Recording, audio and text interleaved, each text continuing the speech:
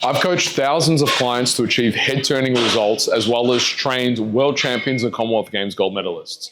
In this video, you're going to get my exact screening systems to helping clients achieve a perfect squat each and every time. You're going to get the breakdown of how people move and what are the exercises I use to correct that in real time. This was taken from an internship program that I ran with trainers from all around Australia. Enjoy. So, I'm going to do a bodyweight squat again. Now, you're a great person to pick on. Let's do it again, and I want you to go even lower. Lower, lower, lower, lower, lower. Beautiful. Okay, come back up. What do we observe straight away? Yes, Mary. The weight on the left foot isn't distributed evenly. It's more Okay, so let's look at things. There's a global cue and there's a local cue.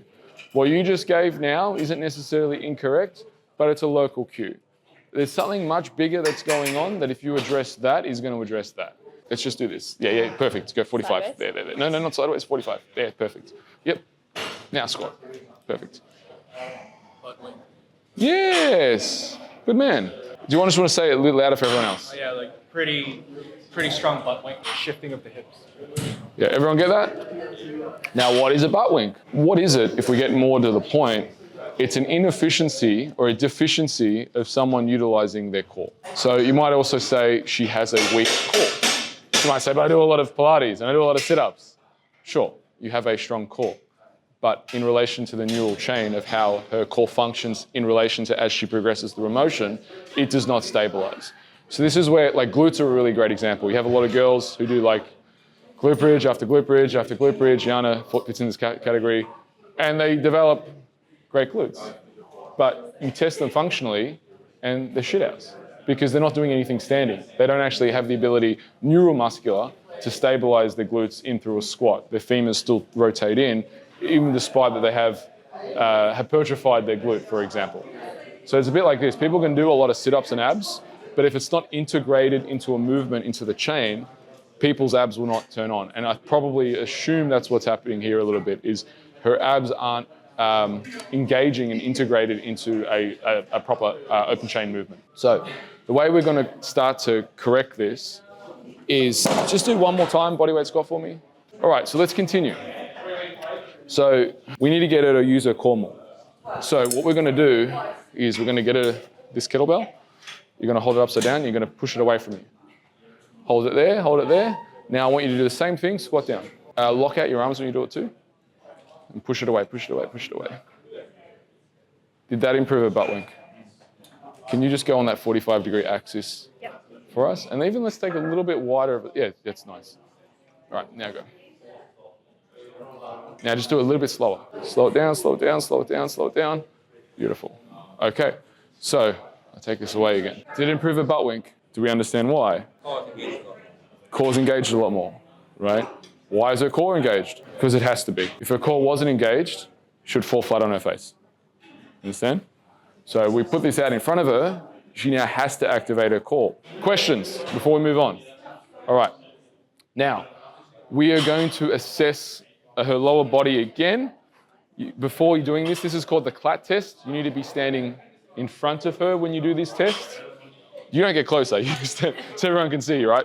But if you're behind her or you're on the side of her, you can't assess, right? You can't assess. You really need to be in front of them. So this is called the clat test. Traditionally, it's done off a block. So she would be up here, should be on a block, and she would jump down and would assess. So that's traditionally how it's done. Now, I've modified the clat test for our purposes as personal trainers because that's how you do it with a basketballer or elite athlete. The problem is the majority of clients you're dealing with aren't basketballers or elite athletes, and they will have some form of dysfunction. So I've regressed the test as a protocol, and it allows a few different opportunities for us to assess her feet, assess her knees, and assess her hips. So we can assess 3 joints in one on this test. So the first thing I'm going to get you to do is stand on one leg, hands out like this, all right? Now, I'm really going to work this, so toe up. Okay, all right. Now, I'm just going to get you to do a slight knee bend and slight knee bend. Yep, slight knee bend and come up. And come up. All right. Do the other leg. Slight knee bend. All right. Now, just take one step back. I want you to do the same thing, and I just want you to hop forward. So stand on one leg. Yep, and just do a hop. Okay. And do the other leg. Okay. Did everyone see that? It's all right if you say no, because to me it was very obvious. So this leg, what are we? Left leg is definitely more of an issue than a right leg. It's not massive. It's not massive in the sense of it's not necessarily going to prevent anything from what we're going to do, but I am again collecting data right now. So the two things I saw, particularly on her left leg, was that as she moved and shifted forward, the femur rotated in and then she came out, right? So basically, if I was doing it in slow motion, she went like this.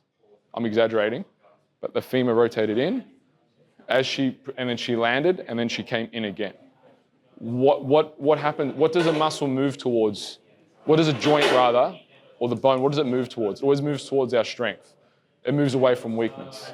So she's moving towards her VM, her quad, and she's moving away, the femur's moving away from her glute, which would indicate what? Were you about to say tight? Were you about to say tight? Is it tight or is it weak? Weak, yeah? People mistake the word tight for weak all the time. She's not tight, she's weak, or again, neurally in the chain. So the glutes are not functioning as well as they could be. They're not stabilizing that endpoint. So I'm thinking in my head, potentially glute. All right, this one you can assess really is best assessed on the side or at 45-degree angle. You stay where you, oh, actually, yeah, do that, it's perfect. The only instruction I'm gonna give is reach down and touch your toes. All right. We're not assessing, she thought we were assessing her range of motion.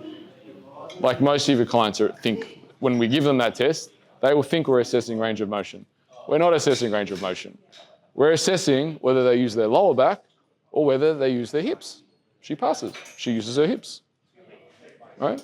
And that's why the only instruction I give is reach down and touch your toes, because I want to see what you naturally do, right?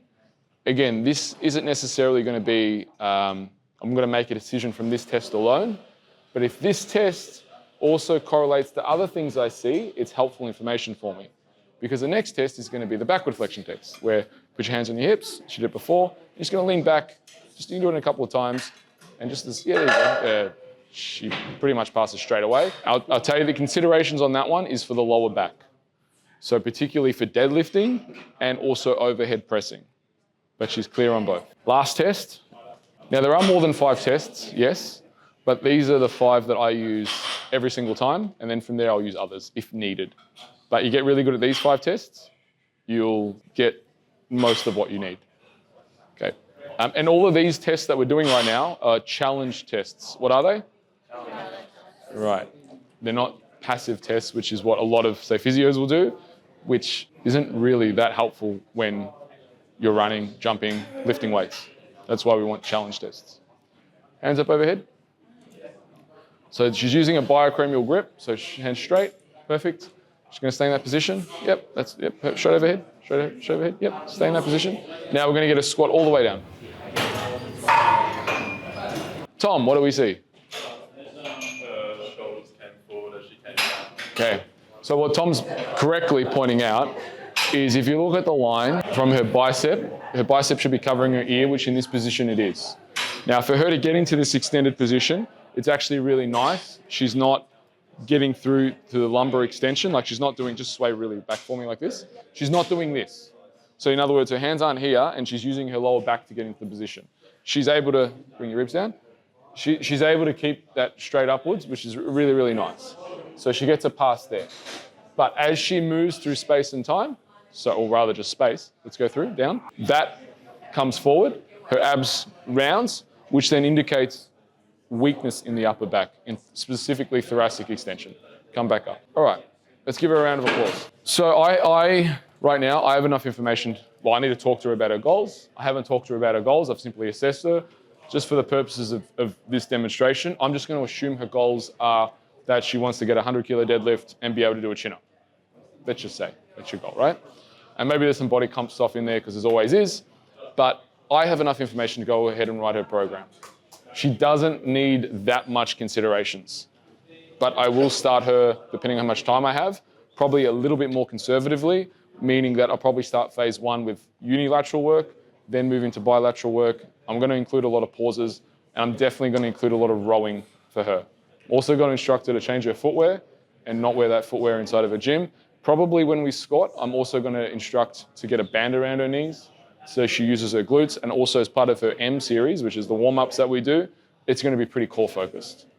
So she's going to be doing planks, she's going to be doing the counterbalance squats, and I'm probably going to give her a lot of upper back specific mobility. So like